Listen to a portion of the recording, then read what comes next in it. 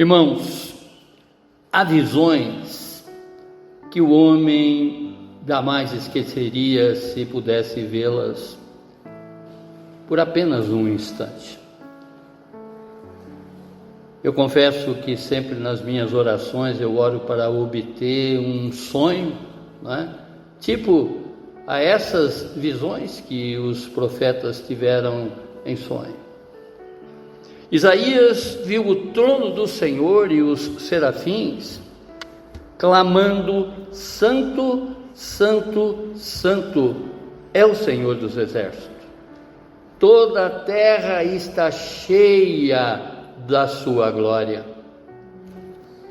Séculos depois, o apóstolo João, prisioneiro na ilha de Patmos, contemplou uma visão semelhante.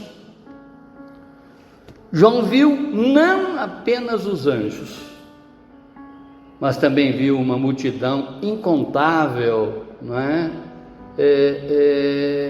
lavada pelo sangue do Cordeiro, adorando a Ele diante do trono. Isaías viu o Deus Santo,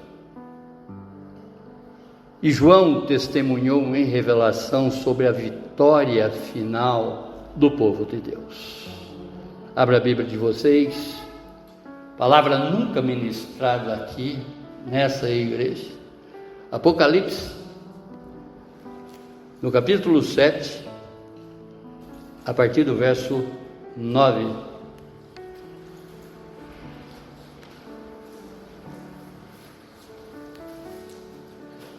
Apocalipse, depois de Gênesis, naturalmente,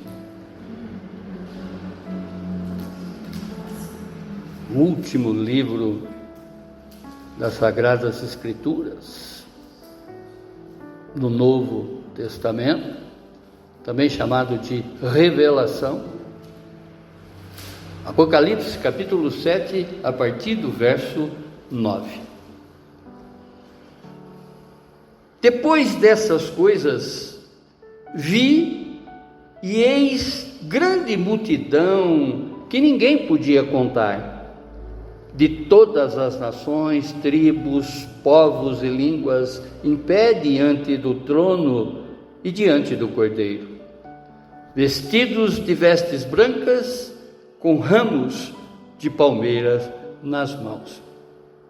E clamavam com voz forte, dizendo: ao nosso Deus que está sentado no trono e ao Cordeiro pertence a salvação. Todos os anjos estavam em pé, rodeando o trono, os anciões e os 4 seres viventes, e diante do trono se prostravam sobre o seu rosto e adoravam a Deus, dizendo: Amém. Ó louvor, a glória, a sabedoria, as ações de graça, a honra, o poder e a força, seja o nosso Deus para todo o sempre. Amém. Um dos anciões tomou a palavra e me perguntou: quem são e de onde vieram esses que estão vestidos de branco?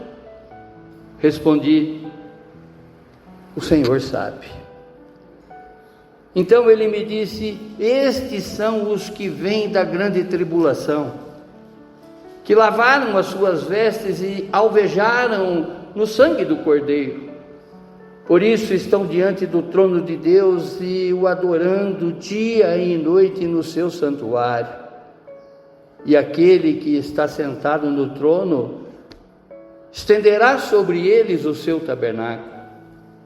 Jamais terão fome, nunca mais terão sede, não cairá sobre eles o sol, e nem qualquer outro calor forte, pois o Cordeiro que está no meio do trono os apacentará e os guiará para as fontes da água da vida, e Deus lhes enxugará dos olhos toda a lágrima. Amém, irmãos? Feche os seus olhos, abaixe a sua fronte e vamos falar com Deus. Vamos pedir para que o nosso Deus e Pai nos revele tudo, não é, que está nesta visão do apóstolo João, para que nós possamos compreender e viver essa realidade, porque sabemos que a palavra de Deus, ela é a verdade. E é essa verdade da qual nós devemos colocar no mais profundo do nosso ser e vivermos de acordo com esse conhecimento, para que possamos discernir cada passo que dermos nessa vida, para a honra e glória do nosso Deus e Pai. Amém, amém, amém. O tema: vitória final. Repetindo: vitória final. Eu gostaria agora que vocês, conforme já fizemos uma ilustração no início dessa ministração, vocês imaginassem o profeta Isaías diante dessa visão celestial. Diz a palavra que ele viu anjos clamando, o templo estava cheio de fumaça, o trono tremendo diante da santidade de Deus. Isso tudo nós contemplamos essa leitura no capítulo 6 do profeta Isaías. Agora dá uma olhada, cada um dá uma olhada, ou dê uma olhada ao redor, e vejam quantas pessoas passam o dia sem se dar conta da glória de Deus. Nesse exato momento, nos céus, os anjos estão prostrando, os seres viventes estão prostrando a glória de Deus. Estão, a todo um instante declarando de uma forma incansável: santo, santo, santo, santo. Enquanto muitas pessoas não glorificam a Deus. Alguns ouvem sobre ele e dão de ombros, outros zombam, muitos se distraem com o brilho das coisas passageiras aqui da terra. E mais uma vez, enquanto o céu inteiro clama nesse instante: santo, santo, santo, santo é o Senhor. Isaías, a partir dessa visão, ele caiu em arrependimento diante da santidade de Deus. João caiu em adoração diante da glória de Deus. Mas infelizmente muitos estão maravilhados e caindo diante das suas telas de celulares, diante das suas pressas, dos seus vícios e de todas as distrações que esse mundo proporciona. O contraste, irmãos, é gigante. O céu inteiro nesse instante se prostra, enquanto a terra ignora o trono de Deus. E essa é a diferença gritante também, entre os que vivem para esse mundo e os que caminham para a vitória final. O livro de Apocalipse, também conhecido por Revelação, ele foi escrito pelo apóstolo João. O apóstolo João escreveu todas essas revelações por volta dos anos 95 depois de Cristo. Durante o seu presídio, quando ele estava prisioneiro na ilha de Patmos, sobre o império do imperador Domiciano. A igreja, nesse instante, enfrentava uma perseguição imensa sobre o Império Romano. E João escreve este livro com o objetivo de consolar e fortalecer os cristãos que sofriam por causa da sua fé. E ele recorda a todos daquela época, como também a nós nessa manhã, não é? Que mesmo em meio às aflições, Deus continua soberano e nenhum poder terreno pode interromper o plano de Deus. Ele é soberano. E quando nós olhamos para essa escrita de Apocalipse, nesse capítulo 7, e dos versos 9 a 17, nós compreendemos que a vitória final, ela pertence aos que permanecem fiel ao Cordeiro, pois ele reina soberano sobre toda a história. E nós encontramos nessa escrita do apóstolo João diversas revelações sobre a glória eterna que está reservada a todos os vencedores que permaneceram fiéis até o fim, entregando-se completamente ao Cordeiro. Interessante que uma das coisas que eu tenho pensado, e penso isso com uma determinada frequência, e comentávamos isso vindo para cá, eu, Bia e Léo, hoje pela manhã, que quanta expectativa a gente cria, às vezes, né, adquirindo uma coisa, e que nos frustramos. Ou vem em número errado, ou vem com um defeito, né? Enfim, a expectativa criada a partir do momento que a gente adquire alguma coisa, ou vai empreender alguma coisa, né?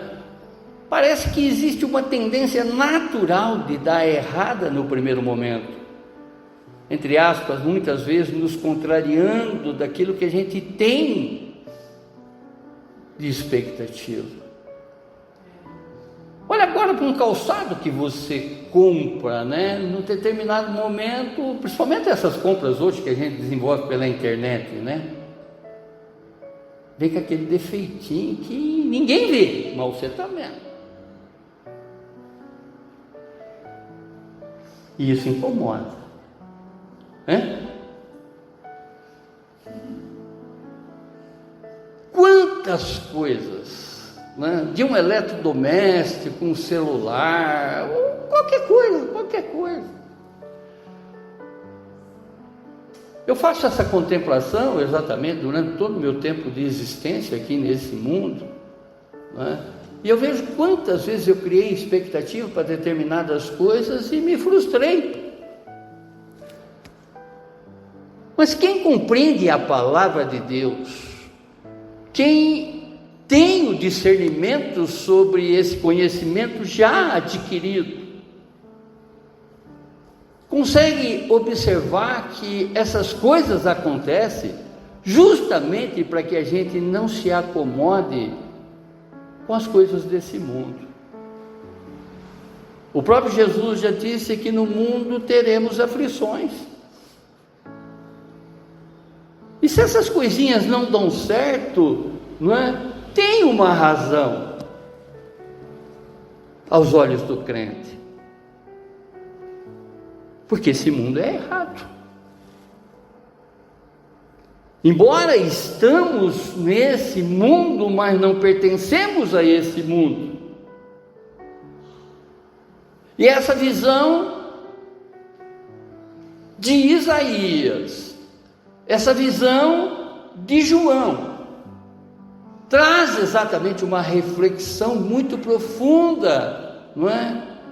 Agora, para que possamos observar o que nos aguarda, porque conforme sempre falamos aqui, essa vida é passageira, somos transeuntes, estamos, não é, transitando nesse mundo, mas a caminho para a vida eterna.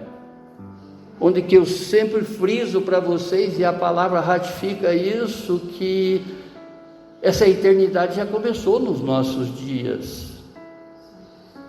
Amém? E quem permanecer fiel, além de conquistar todas as coroas que nos aguardam, as heranças imarcessíveis, viveremos com o nosso Deus e Pai eternamente. E a primeira revelação que o apóstolo João traz exatamente nessa passagem, não é? Nesse livro de revelação, é que sobre toda a multidão dos que foram remidos, compreendidas entre o verso 9 e 10, diz a palavra: depois destas coisas, vi e eis grande multidão que ninguém pôde contar, e todas as nações, tribos, povos e línguas em pé diante do trono e diante do Cordeiro, vestidos de vestes brancas, com ramos de palmeiras na mão. Verso 9. O que João está revelando aqui é que, não é, uma multidão incontável de pessoas de todas as nações, tribos, povos e línguas, representando essa universalidade que compõe esse mundo, essa universalidade da salvação em Cristo Jesus. Em outras palavras, todas as pessoas que foram salvas, que entregaram verdadeiramente a sua vida a Cristo Jesus. E a partir do momento que houve essa entrega, houve essa libertação e essa salvação. É esta visão que ele está tendo exatamente no céu com relação a todos esses remidos. Já explicamos aqui que remir alguma coisa é você quitar, é você pagar alguma coisa. Então nós sabemos que o Cordeiro Santo, através do seu sangue, remiu a minha vida, remiu a sua vida, e que somos salvos. O que João viu exatamente a minha vida e a sua vida, não é? Desse conjunto de pessoas das quais ele teve essa visão. João revela que essa diversidade ressalta a abrangência do Evangelho e a inclusão de todos os povos no plano redentor de Deus. Aqui está revelada a vitória final dos santos, que perseveraram na fé, mesmo em meio a todas as tribulações. Quantas foram as tribulações das quais a gente passou e das quais a gente está passando aqui nessa vida, irmãos? Deus sabe de todas as coisas, sabe exatamente o que você está passando aí e agora, sabe o que os seus estão passando agora. Essas tribulações, essas provações e até mesmo as tentações. Embora a tribulação vem de Deus, a provação vem de Deus, a tentação vem desse mundo imundo, mas que das quais nós também somos assolados, nós também enfrentamos tudo isso. E a palavra diz que nós devemos permanecer firmes na fé, mediante, não é? E diante de todas essas adversidades, confiantes de que a vitória final e eterna nos espera. Devemos ser agente de reconciliação e inclusão, proclamando o Evangelho a todas as nações e povos. Somos missionários nesse mundo, somos missionários do Senhor. Missionário tem missão, e a nossa missão é levar vidas para o Senhor Jesus. através da nossa vida, nós temos condições de influenciar muitas pessoas ou não. Basta observarmos exatamente o que nós estamos fazendo, o que o Senhor espera em cada um de nós, não é? Se estamos cumprindo a nossa missão ou não. Viemos nesse mundo com incumbências, viemos a esse mundo para que pudéssemos ter um encontro, e glória a Deus, já encontramos. O Senhor já me encontrou, o Senhor já encontrou você na Galileia da tua vida. Glória a Deus. Não caminhamos mais a esmo, sabemos exatamente para onde que nós estamos seguindo. Sabemos qual é o nosso futuro. Verso 10: e clamavam com voz forte, dizendo: ao nosso Deus que está sentado no trono e ao Cordeiro pertence a salvação. João revela que este cântico de tributo é o reconhecimento da soberania absoluta de Deus e da obra redentora do Cordeiro Santo, de Cristo Jesus. A salvação, ela pertence somente a Deus. Não é mérito humano, mas fruto da graça divina revelada em Cristo Jesus. Por melhor que sejam as suas obras nesse mundo, por melhor que sejam as coisas que você faz aqui nesse mundo, a salvação pertence somente a Jesus Cristo. E essa salvação, ela se dá por dois acontecimentos. Primeiro é o arrependimento, e segundo, a fé. Se verdadeiramente estivermos arrependidos de todos os nossos malfeitos, e tivermos a fé que o Senhor é o nosso libertador e o nosso salvador, porque Ele é o Cordeiro Santo, foi Ele que se colocou em sacrifício, não é? Pela minha vida e pela vida de cada um de vocês, pela vida dos seus. Sem esse sacrifício, todo o nosso esforço é em vão. Nós não temos mérito nessa salvação, porque foi Cristo quem nos remiu, foi Ele quem quitou exatamente toda a nossa dívida. Éramos devedores, até o momento que nós aceitamos a Ele, não é? Até o momento da qual nós entregamos verdadeiramente a nossa vida para Ele, tínhamos uma dívida impagável, que nós não tínhamos condições de pagar. Somente o Cordeiro Santo foi capaz de remir essa dívida existente com relação à minha vida e à vida de cada um de vocês, como a vida dos seus. Oh Deus eterno, Deus de poder, Deus de misericórdia, muito obrigado, Senhor, obrigado pelo seu amor, porque pelo seu amor e pela sua misericórdia é a razão ainda de nós não termos sido consumidos. A nossa vida, ela deve ser um cântico constante de gratidão, conforme a multidão celestial. Nesse instante, mais uma vez, é importante exatamente focalizarmos, imaginarmos essa, não é, imagem, porque percebe, irmãos, isso não é uma figura de linguagem, isso é uma situação que está acontecendo exatamente nesse instante nos céus. Essa adoração incessante, que serve exatamente de exemplos para que a gente reflita os nossos dias terrenos e também passemos a adorar a Deus em espírito e em verdade. Conforme, mais uma vez, citando aqui a conversa de Jesus com a mulher samaritana, uma mulher pecadora. Haverá um tempo, e esse tempo já é, esse tempo é agora, em que o Senhor está buscando os verdadeiros adoradores, aqueles que o adoram em espírito e em verdade.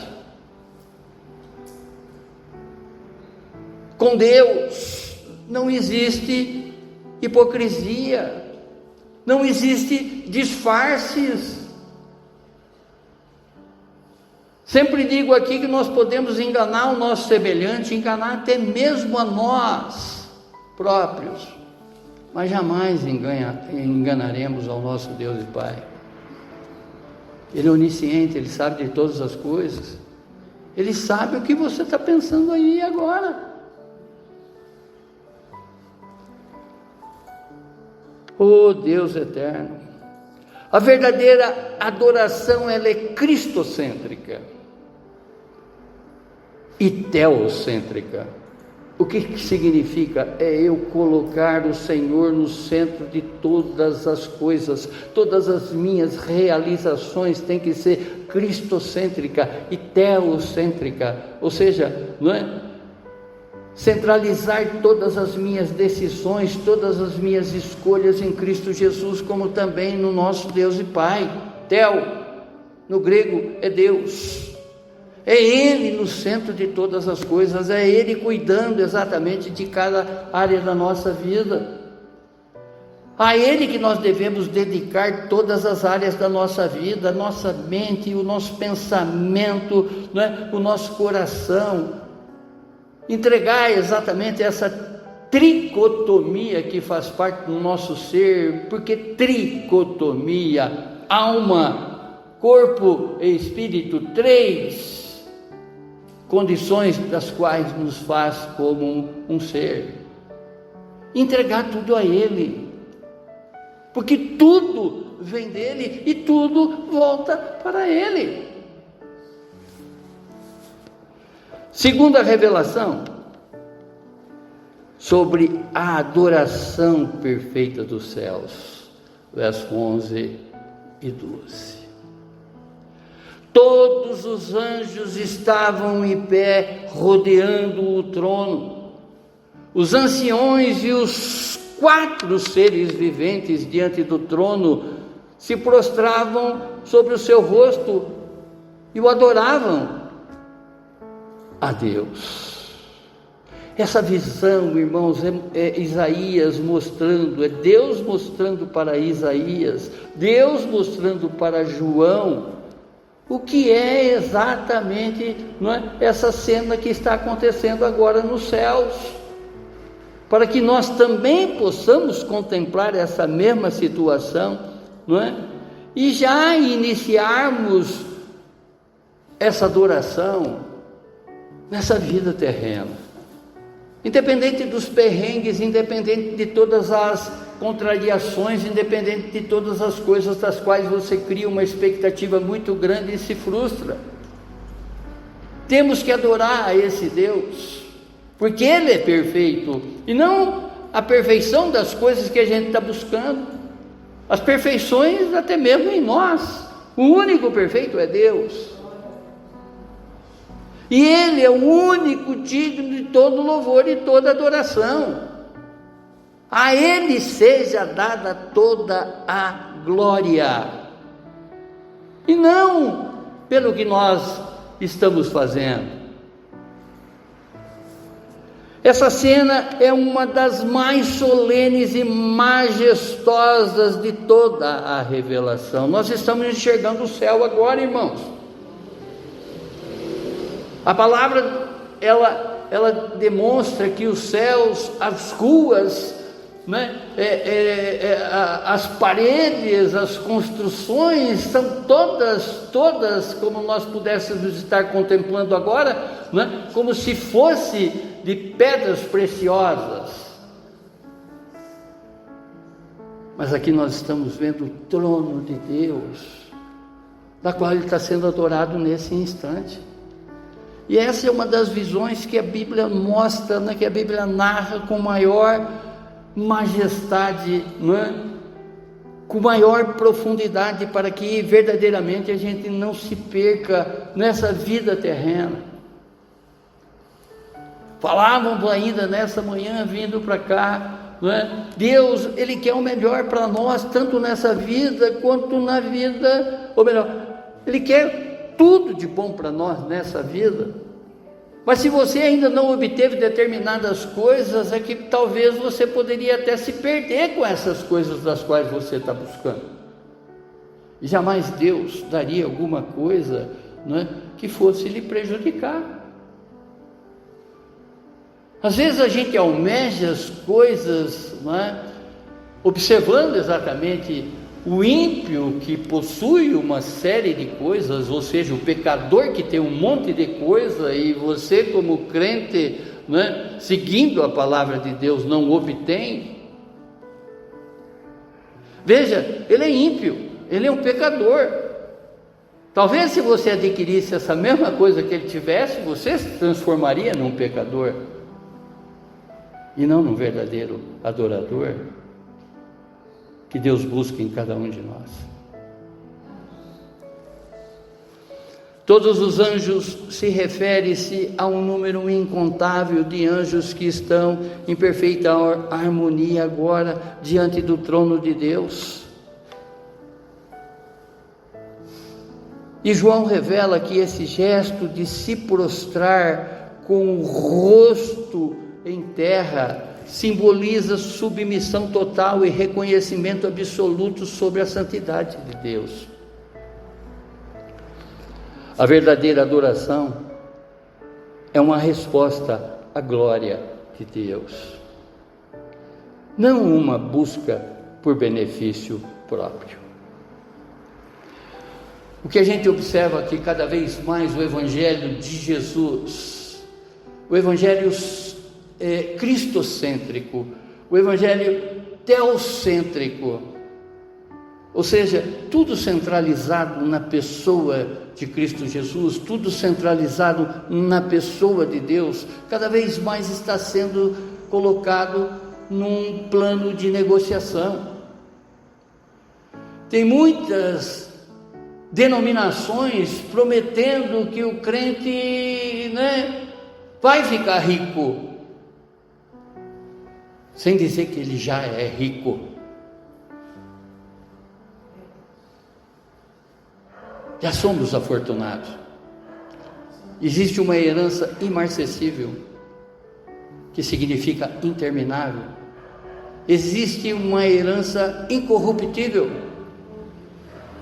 Não tem pecado nessa herança nos aguardando.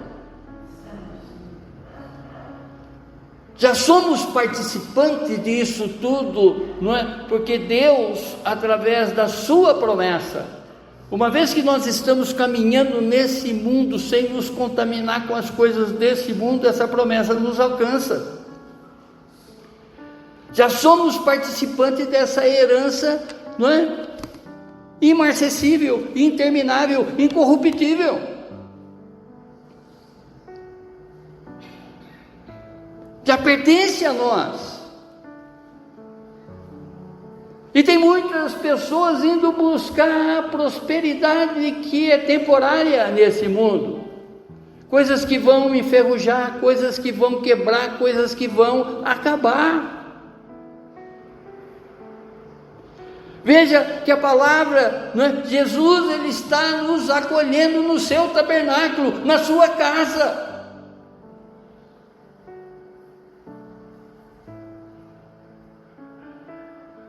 No Evangelho de João, no capítulo 14, Jesus está dizendo exatamente para que a gente não tenha mais perturbação no nosso coração. Não se turbe o vosso coração. Na casa do meu Pai tem muitas moradas.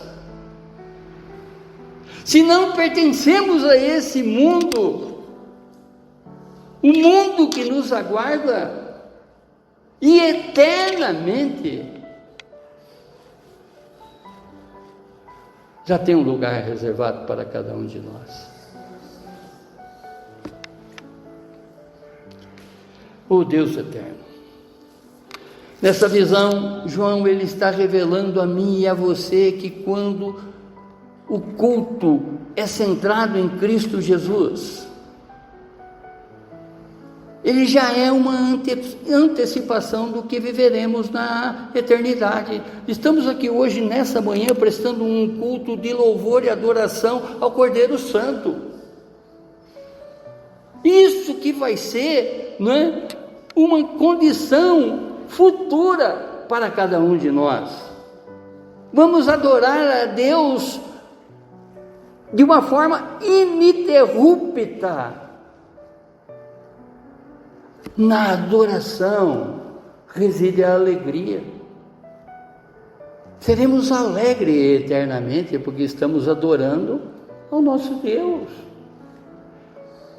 Observando exatamente essa visão, não é, que traz uma alegria eterna para cada um de nós. E eu sempre comento que isso já começou aqui nos nossos dias. Por que não começar a adorar a esse Deus, até mesmo no meio das nossas frustrações?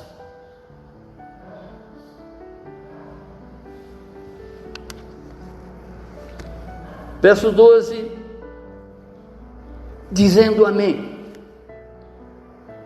Em outras palavras, o apóstolo aqui, não é, observando exatamente essa palavra dos anciões, que é uma concordância, ele diz: o louvor, a glória, a sabedoria, as ações de graça, a honra, o poder e a força sejam ao nosso Deus para todo o sempre.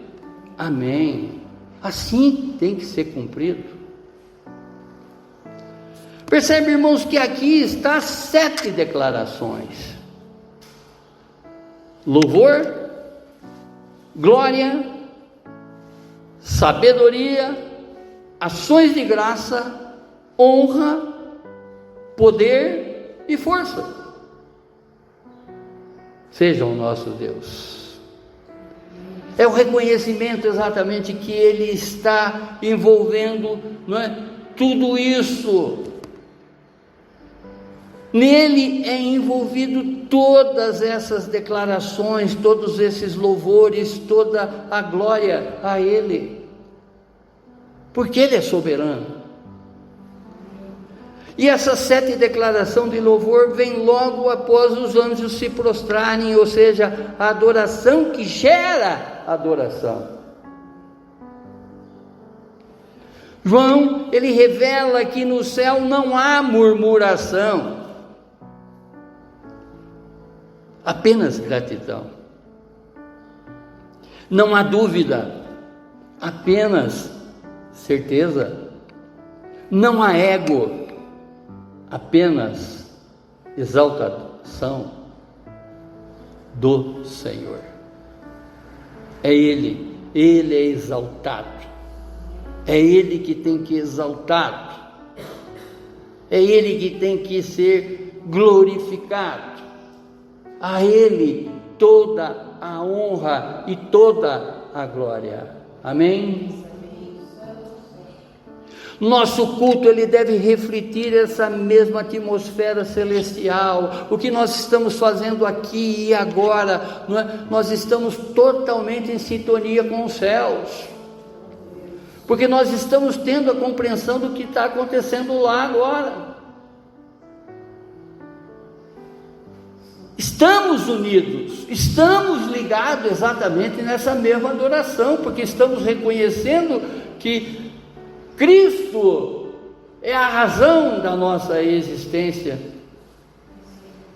A nossa vida é cristocêntrica, a nossa vida é teocêntrica. Estamos no centro da vontade de Deus, estamos no centro da vontade de Cristo Jesus, em rendição constante ao Cordeiro que se fez sacrifício em meu e em seu lugar.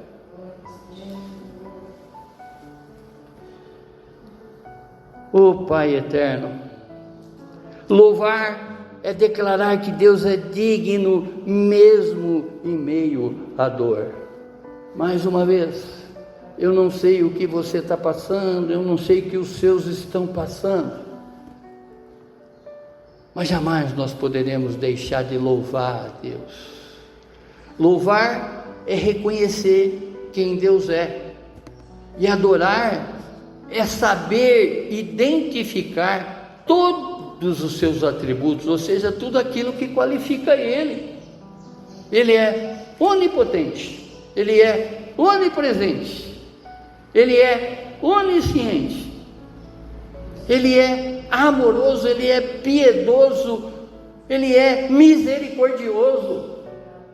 Ao reconhecermos isso, ao interpretarmos verdadeiramente isso e falarmos com a nossa boca tudo aquilo que Deus é, reconhecendo exatamente todos os feitos que Ele já fez na nossa vida, é a extensão do que os anjos estão fazendo nos céus agora. Santo, santo, santo, santo, santo, santo, santo, santo, santo. Quanto mais conhecemos o caráter de Deus, mais profunda se torna a nossa adoração. Devemos, portanto, cultivar uma vida de louvor contínuo, não apenas em momento de culto. Cada atitude sua amanhã tem que refletir exatamente essa sintonia com o céu, identificando que Ele é santo, não é? Você tem que buscar cada vez mais na sua pessoa essa santidade. Você tem que cada vez mais espiritualizar todas as causas da tua existência, para que essa sintonia não cesse.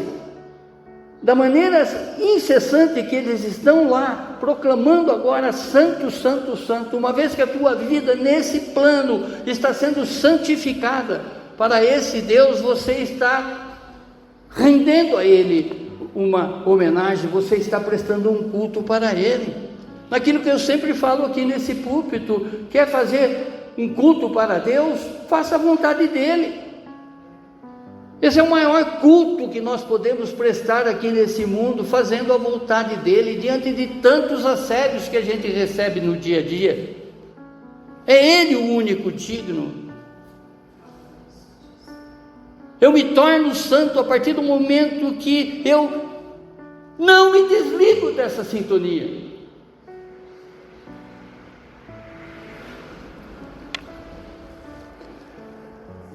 Glorioso Deus. João, na reflexão desse culto e no conhecimento cada vez mais profundo desse Deus, nessa adoração cristocêntrica, nessa adoração teocêntrica, é que nós devemos cultivar uma vida de louvor contínuo, e não necessariamente só em momentos de culto. Terceira revelação, sobre a identidade dos vencedores, versos 13 e 14. Um dos anciãos tomou a palavra e me disse: quem são e de onde vieram esses que estão vestidos de branco? Verso 13. Segundo João, o ancião faz uma pergunta a ele e também para nós nessa manhã, como quem quer despertar para reconhecermos a grandeza da graça de Deus. Em outras palavras, se vê exatamente lá naquele lugar. Quem são esses? Essa reflexão despertada dentro de cada um de nós, quem são esses? Sou eu e é você. São todos os que estão fazendo a vontade de Deus, amém, irmãos? São todos os que estão vestidos de branco, as suas vestes são brancas porque não tem pecado, não tem mais mancha em nós. Cristo levou todos os nossos pecados. Na cruz, Ele levou todas as nossas transgressões, todos os nossos pecados, todos os nossos desvios. A expressão, mais uma vez, vestido de branco, aponta exatamente para a santidade atribuída por Cristo, não conquistada, mas sim concedida pelo Cordeiro Santo. Irmãos, só podemos ser santos através de Cristo Jesus, através do Espírito Santo. Se estamos exatamente em sintonia com os céus, se estamos vivendo exatamente essa santificação, buscando cumprir a vontade de Deus, santificarmos diante dessa vontade, obedecermos essa vontade, automaticamente estaremos sendo santos, por intermédio de Cristo. Não apenas por espontaneidade, por intermédio do Espírito Santo, esse Deus presente, esse Emmanuel, esse Deus recorrente que nos capacita.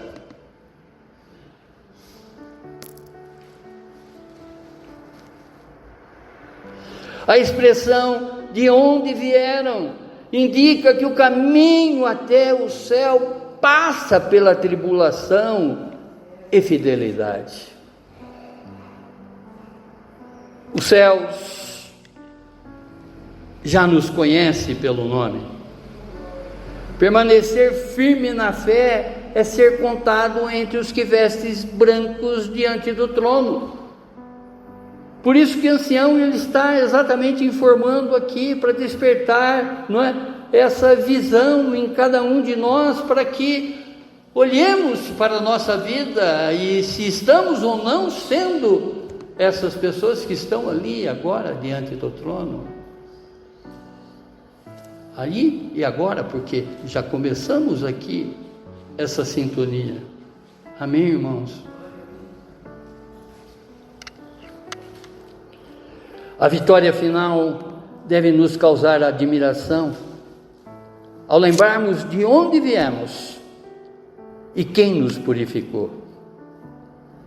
O coração ele deve se encher de gratidão e adoração. O importante não é o nome nos holofotes, mas o nome escrito no livro da vida. Verso 14, respondi, o Senhor sabe. Então ele me disse, estes são os que vêm da grande tribulação, que lavaram as suas vestes e alvejaram no sangue do Cordeiro. Verso 14, o sangue de Cristo nos purifica. É como se estivéssemos exatamente lavando, não é? Alvejando toda a nossa roupa. Eu me recordo que na minha infância, não é? Tinha no quintal, não é? O coador. E tinha as latas grandes, onde que a mãe fervia a água, colocava a roupa lá, normalmente com anil ou com um alvejante qualquer, para que cada vez tirasse ali os nossos uniformes, de repente, né, aquela camisa branca que chegava a doer os olhos. Alvejados no sangue do Cordeiro, refletiremos como já estamos, refletiremos essa brancura para as outras pessoas. A expressão grande tribulação não se limita às últimas coisas, mas a todas as aflições pelas quais, não é, os santos passam nesse mundo. Da comprinha na Shopee, ou numa aquisição de uma coisa maior, a frustração que você carrega por ter vindo com defeito, que mais uma vez, às vezes só você enxerga, os outros nem prestam atenção.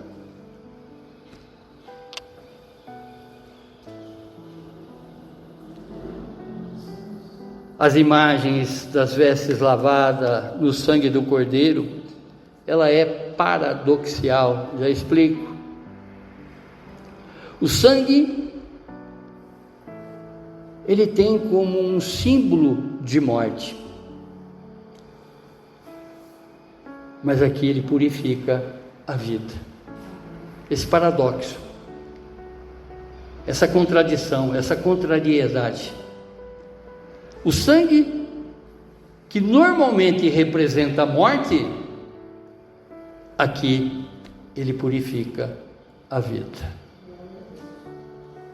O sangue do Cordeiro é o centro da redenção, o elemento que torna possível a permanência dos crentes diante do trono. A vida cristã não é isenta de lutas, muito pelo contrário, você sabe exatamente tudo que você enfrenta no dia a dia. As tribulações provam a autenticidade da fé e produzem maturidade espiritual. A fé genuína, ou seja, simples, é testada pelo fogo. O sangue do Cordeiro não apenas nos redime do pecado, ou seja, quita exatamente toda a nossa dívida com relação a pecadores que somos, mas também nos sustenta nas tribulações. O verdadeiro cristão aprende que a pureza não é a ausência de falhas, mas dependência constante do sangue de Cristo Jesus. Quarta revelação, sobre a presença contínua diante de Deus, verso 15. Por isso, estão diante do trono de Deus e o adoram de dia e de noite no seu santuário. E aquele que está sentado no trono estenderá sobre eles o seu tabernáculo. Aqui João revela aqui a promessa do descanso eterno, não como uma ausência de trabalho, mas como a comunhão perfeita com Deus. A expressão de dia e de noite, em outras palavras, é a dedicação total, sem cansaço, porque no céu o serviço é adoração, e adoração é descanso. Amém? Consegue compreender? Que quando estamos, estaremos, ou já estamos, falando exatamente já no início da eternidade nessa vida, adorando a Deus, estamos descansando nele, porque nós reconhecemos verdadeiramente quem Ele é, sobre tudo que Ele já fez na nossa vida e falar por nós eternamente. Amém? O tabernáculo representa a presença protetora de Deus. Em outras palavras, um abrigo definitivo que substitui o deserto de todas as aflições. No mundo tereis aflição, mas tende bom ânimo, eu venci o mundo. Deus está chamando exatamente para que tenhamos ânimo, porque viveremos um dia com Ele eternamente, e é só Ele que traz essa vida e vida em abundância. Aquele que hoje serve a Deus em meio às tempestades, um dia servirá diante do trono em completa paz.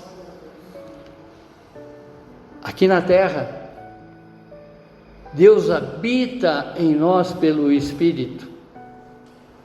Lá habitaremos nele em glória.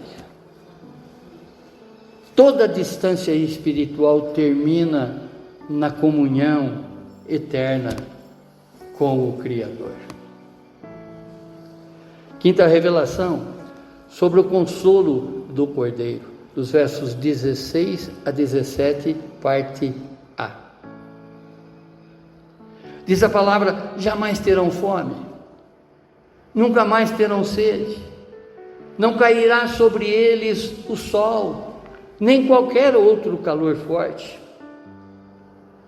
A fome e a sede que entraram no mundo com o pecado são agora anuladas pelo poder redentor do Cordeiro Santo.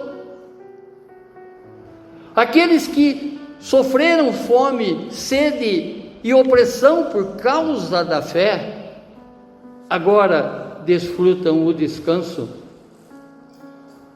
e abundância na eternidade. No céu, ninguém vai passar necessidade, nem sentir calor da aflição. Deus mesmo vai cuidar de cada um, como uma mãe cobre o filho ao meio-dia. Os que foram feridos pelas circunstâncias encontrarão descanso em Cristo. A fidelidade sobre o sol escaldante das provações prepara o crente para o frescor da eternidade. Cristo sofreu o calor da cruz para que você habitasse no refrescor da graça, da justiça e da fome e alma. Tudo isso, irmãos, serão saciados completamente em nome de Jesus. Verso 17, parte A: pois o Cordeiro que está no meio do trono os apacentará e os guiará para as fontes da água da vida.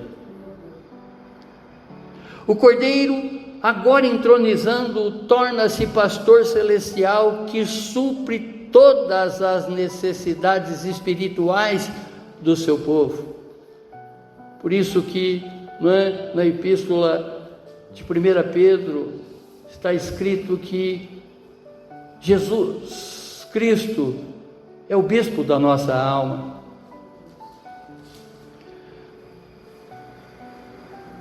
A expressão fontes da água viva aponta exatamente para a abundância e comunhão contínua, ou seja, um relacionamento que jamais seca ou esgota. O mesmo pastor que conduz pelas águas tranquilas, Salmo 23, agora introduz os crentes nas fontes eternas do céu. A jornada de fé começa com o Cordeiro e termina com o pastor. O que ele começou em você, ele mesmo completará junto às fontes da vida eterna. O Cordeiro, pastor, é a certeza de que a redenção não termina na cruz, mas floresce durante toda a eternidade. E a sexta revelação, sobre o fim das lágrimas, verso 17, parte B.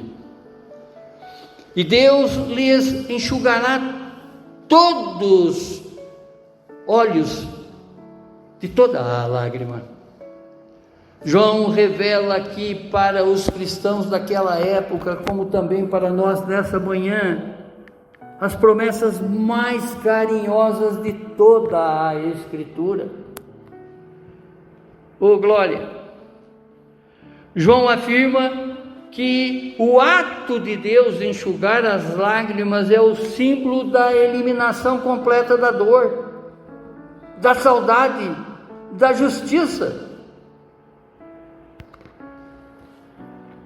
Ao enxugá-las, Deus remove não apenas a causa, mas a memória da tristeza envolvida exatamente nesses episódios todos, das quais hoje nós somos acometidos, conforme a esperança futura revelada.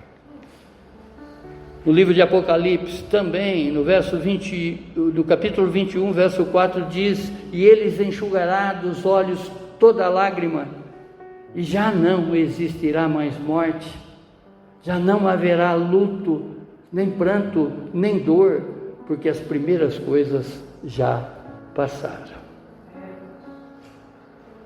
A visão de João nos conduz ao desfecho glorioso da história, ao triunfo absoluto de todos aqueles que pertencem ao Cordeiro. A vitória final não é apenas o fim das dores, mas o início de uma eternidade de alegria diante do trono de Deus.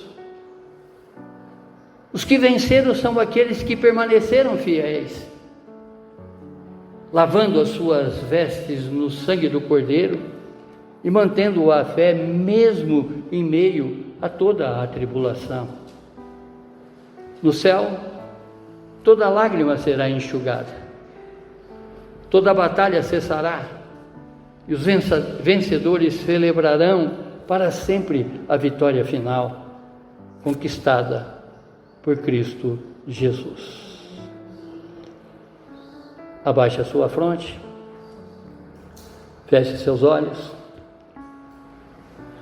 Hoje, o Cordeiro ainda estende a sua graça e convida você a fazer parte desse povo vitorioso.